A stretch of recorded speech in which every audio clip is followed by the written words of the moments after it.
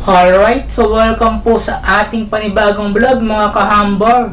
Anyway, kamusta po kayong lahat? Well, I hope that we are all doing good po. So, bali sa bidyong ito, ay alamin naman po natin ang pinagmulan ng pangalan ng Santa Maria sa may Bulacan. Magaling kang kupal ka! Po sa mga kahambol natin dyan. Anyway, kung bagong viewer ka pa lang po sa channel na ito, ay wag mo pong kalimutan na mag-subscribe.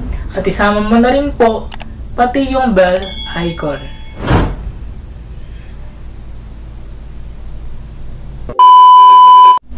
Alright, so according po sa website na bulakenyo.ph, nakuha daw po ng bayan ng Santa Maria ang pangalan nito mula sa Immaculate Conception, na kilala rin bilang La Purisima Concepcion.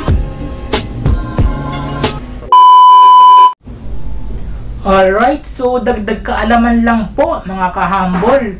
Alam niyo na po ba na ang La Purisima Concepcion po pala ay isang matandang titulo ni Maria tungkol sa kalinis-linisang paglilihi sa kanya. Gago ka ba? Anyway, sana po ay may natutunan po tayo sa topic na ito.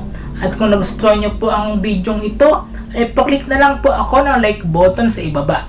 And please comment down below your reaction and opinion in this topic, and please don't forget to subscribe.